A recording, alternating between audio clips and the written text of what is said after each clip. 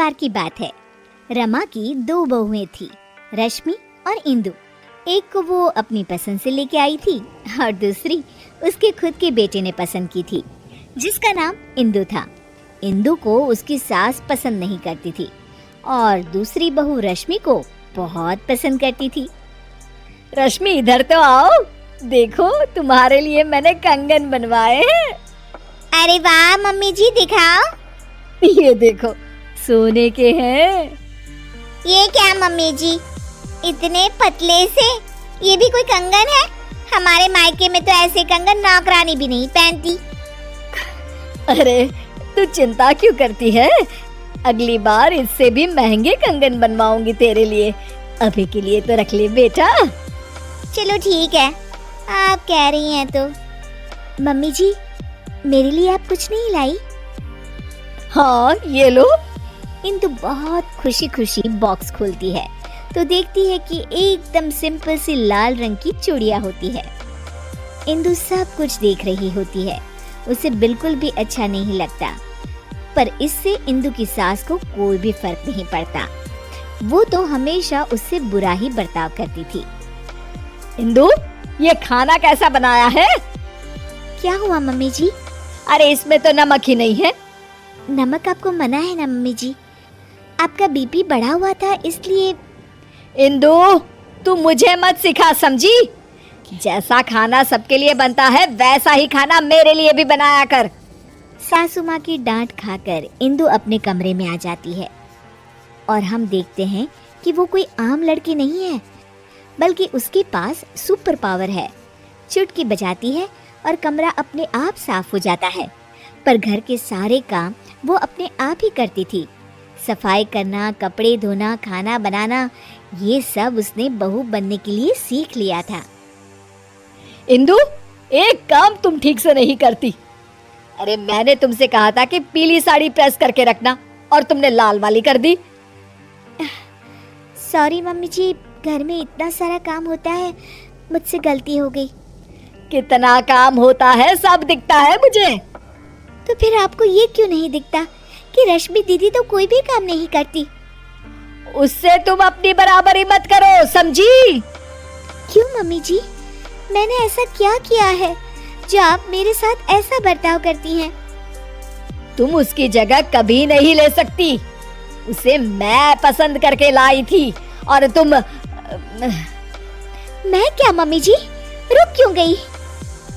तभी वहाँ रश्मि आ जाती है। तुम तो अनाथ थी, समझी? वो तो आकाश भैया पता नहीं कहाँ से तुम्हें पसंद करके लाए और हमारे ऊपर थोप दिया। इंदु को ये सब सुनकर बहुत बुरा लगता है और वो अपने कमरे में चली जाती है। फूट फूट कर रोने लगती है। इतने में अचानक उसकी माँ की रूह उसके सामने आ जाती है। इंदु, उठो बेटा। माँ, ये लोग मुझे बहुत बुरा भला कहते हैं। कोई बात नहीं बेटा, तुम आकाश से बहुत प्यार करती हो, इसीलिए तो इंसानों की दुनिया में रह रही हो। मैं तो तुमसे हमेशा से कहती आई हूँ कि चलो यहाँ से अपनी दुनिया में। हाँ माँ, पर अब मुझसे बर्दाश्त नहीं होता। तो चलो मेरे साथ वापस हमारी अपनी दुनिया में इंदु। हाँ माँ, मैं आपके साथ ही जाना चाहती हूँ। तुमने सच में मन बना लिया है ना बेटा? हाँ माँ, मैं आपके साथ ही जाऊंगी। इंदु अपनी माँ के साथ वापस जा ही रही होती है कि तभी उसे कुछ बुरा होने का एहसास होता है। एक मिनट माँ, मुझे लग रहा है कि कुछ बुरा होने वाला है। इंदु भागते भागते बाहर आती है तो देखती है कि सासू माँ सीढ़ियों से उतर रही होती है और उनका पैर फिसलने ही वाला होता है। तभी इंदु बहुत तेज भागती है और आके सासू माँ को बचा लेती है, पर इसमें इंदु को चोट लग जाती है। मम्मी जी, आप ठीक तो है ना? आपको चोट तो नहीं आई मम्मी जी? इंदु की ये बात सुनकर सासू माँ को एहसास होता है कि इंदु कितनी अच्छी है और उनका कितना ख्याल रखती है।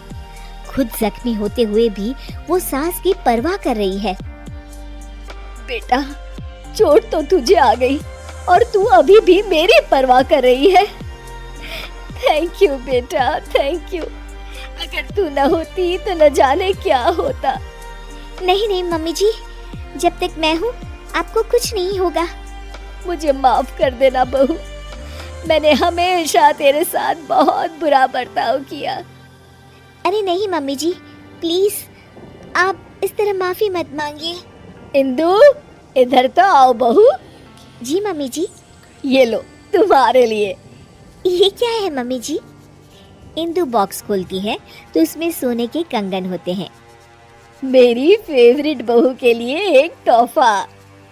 इंदु खुश हो जाती है और अपनी सास के गले लग जाती है। Thank you mummy ji.